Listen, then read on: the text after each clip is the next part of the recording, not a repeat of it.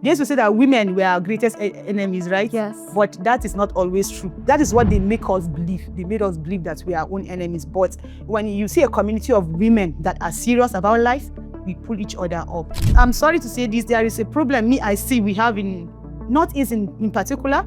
And I feel because we are in the Northeast, we have a lot of NGOs who come and give us free trainings, free skill acquisition. So our people have been programmed to just, it's only free things. Yes, so they take it for granted. They take it for granted, and they don't see the value of paying for value, you understand? So initially, when you say it is a summit, is it free? Are you going to give us food? So I tried as much as I can to look for people who have what I need, and they need what I have, you understand? When you go to places like Lagos, Port Harcourt, and other bigger cities, you see somebody, all they do is just to stitch.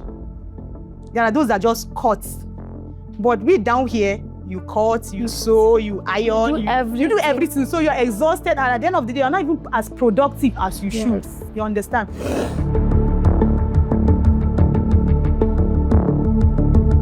Hello everyone, welcome to another exciting episode of the Together We Notch podcast, where we explore stories, ideas, and conversations shaping innovation, creativity, and impact across Africa. I am Zuwaira Muhammad Manzo, your host for today.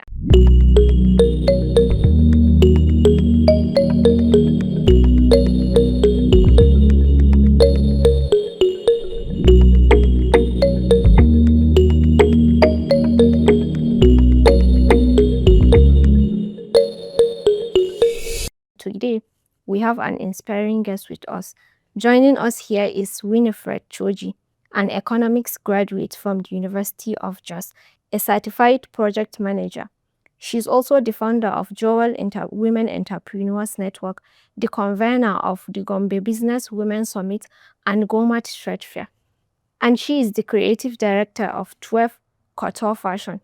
Winifred is a serial entrepreneur, a community builder, a wife, and a mother who is passionate about empowering women in businesses and building sustainable communities. Winifred, you are very welcome to the Together We Notch podcast.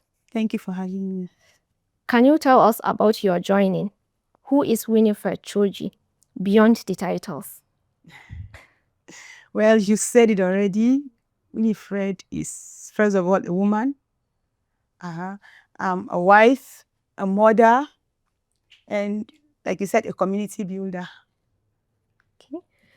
What inspired you to start your entrepreneurial journey?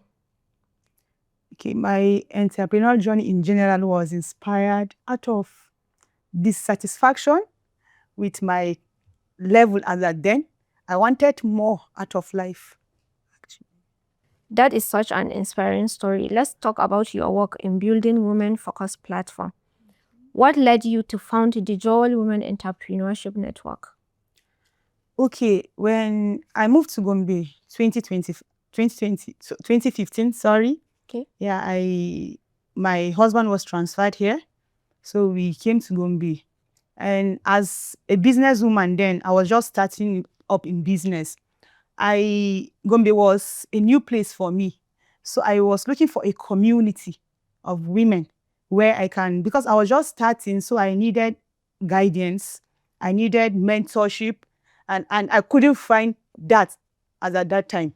So it was out of that dissatisfaction that I said, why can't I start something? Why can't I create a platform for? Because I believe there were women like me, and there are still women like me then that will need, that were in a confused state. Of the community. Yes, that were in a confused state as I was then.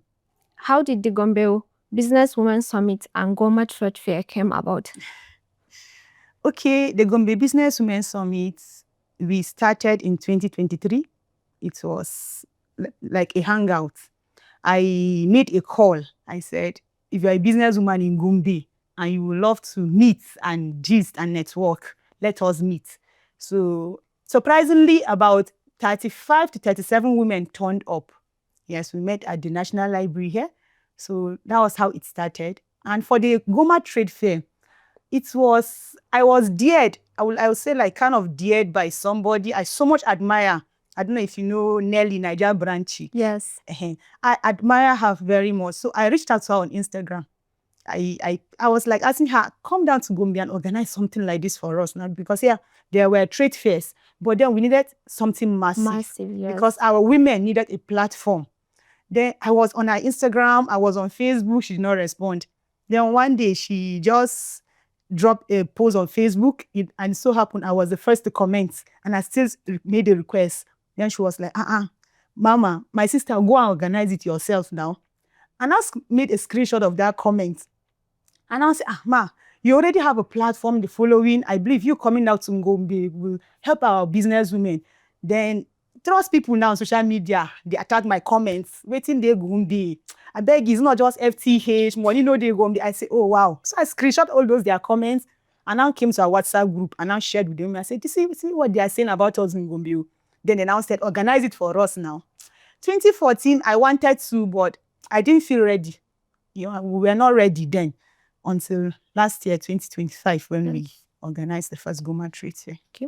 What impact has this platform had on women and small businesses in Gombe and beyond? Wow. Okay, from testimonies that we've had from the first edition, second, third, and this year, by the grace of God, we're hosting the fourth edition. We've had testimonies of women who got inspired and motivated. So for some, it was just the idea they had, but they didn't know how to go about it. But after attending the first edition, or some of them second edition, they got the courage and the push to actually start something. And some of them move on to expand what they've already started. Some created and started collaborating. You understand? So it has been having a great impact on women. And for the few that were able to give a little seed capital in 2024 to start their business. Some of them were already in businesses, but we just needed to boost what they were already doing. So, okay. What challenges have you faced building these initiatives? Okay, the major challenge is, some people will say it is funding, right? Yeah. But it is not funding actually, because once you get the people to see your vision, what you are trying to achieve, and they key into it, I think you've make your first major breakthrough.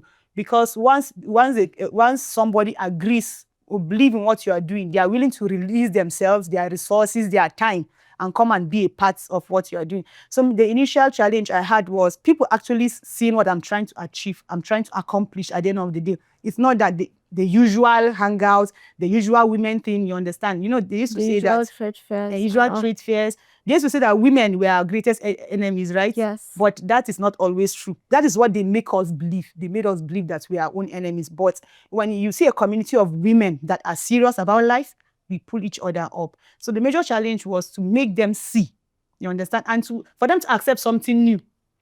I think, I'm sorry to say this, there is a problem I see we have in Northeast in particular.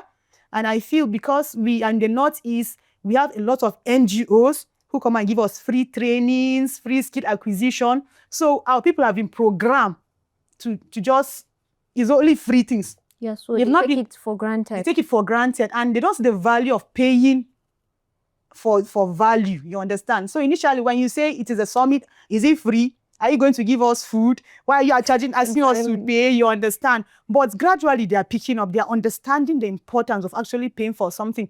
The thing is, when you look at people that have attended free skills training, free whatever kind of digital skill now that is trending, most of them don't even make use of it. You understand? Most of them are just there. They're not even ready to learn. They're not even ready to learn. Because most of them, free. Because it is free. But once you pay, I can say, I can speak for myself. There are lots of free courses that I started online that I've not finished because it is free. But if I pay for a course, I will make sure I finish it. You understand? I will make sure to implement what I learn. So because one of the challenge also is people don't like paying for value. You understand? But then we are coming up as a people. And how do you overcome these challenges? It's educating them over and over and over again, making them to see that, okay, even the resource persons we are bringing, we need to appreciate them. Maybe financially, you cannot just be telling somebody, thank you all the time. That one takes money. You are renting a space, you understand? You are just trying to help them as you are helping yourself. You understand? So they are beginning to see it. They're beginning to see it. And Okay. Beyond community building, you're also deeply involved in the creative and fashion industry. As the creative director of Tweev Kouture, how do you balance creativity with business strategy? okay, actually, when you talk about business, your major challenge, if you want to actually grow, then you should learn to delegate. You cannot be everywhere. You cannot be the alpha and omega of your business. So I tried as much as I can to look for people who have what I need and they need what I have. You understand? Let me say, okay, you can sew, but at the moment you don't have a sewing machine. Okay, why not come and work with me? And yeah, we collaborate. And so that's how we'll be able to, even with the running of the Jewel Women Entrepreneurs Network, we have some ESCOs, we have volunteers that once in a while we call. So we've been able to create that balance. Okay. What opportunities do you see in Nigerian fashion and creative industry, especially in young women? There are a lot of opportunities in the fashion and creative industry. The reason being that people will always wear clothes. People will always wear clothes. And the fashion industry is beyond sewing. You understand? When you go to places like Lagos, Port Harcourt, and other bigger cities, Gombe is big, but there are bigger cities. You understand? Other bigger cities. You see somebody, all they do is just to stitch. There are those that just cut. But we down here, you cut, you sew, you iron, you do everything. So you're exhausted, and at the end of the day, you're not even as productive as you should. You understand? So until we are gradually picking up where somebody, after finishing your training in fashion school, the next thing should not be opening study a fashion brand. You have to go out intern with somebody. You understand? So while you're interning with another person, that person also has gotten somebody that will help them.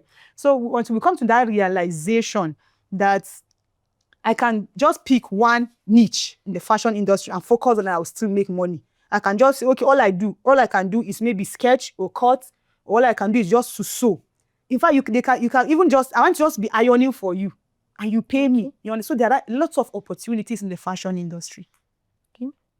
You wear many hats: entrepreneur, leader, wife, mother, and a woman of faith. How do you balance family life with entrepreneurship and leadership roles? Honestly, it's not easy.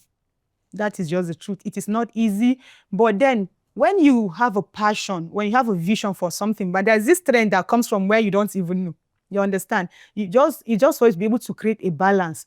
You give your family 100%, give you the business 100%, give the other enterprises 100%. You cannot give it 50-50 because it will not stand. It can be 80-20, it can be 7. It depends. So which one is not important that you give assign 20% to? When it comes to family, when it's time for family, every other thing stops. Yes, stops. You focus on the family. When it's time for business, every other thing stops. And then so that way you'll be able to create the balance. Actually, that's what I've been doing. Like, okay, I know I have a program ahead. I will now make my plan. I'll strategize. I say, okay, the children will we'll go on break by March or April. So my next event should be within this period so that even as they're preparing for exams, I will be there to like put them through, revise and other things. So far. What does women empowerment mean to you in practical terms?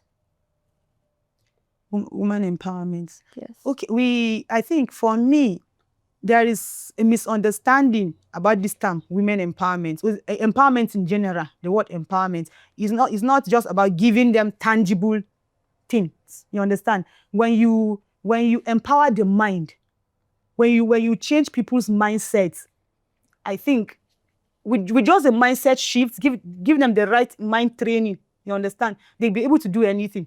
Because I can carry a sewing machine and say I've empowered you. I can even give you the skill.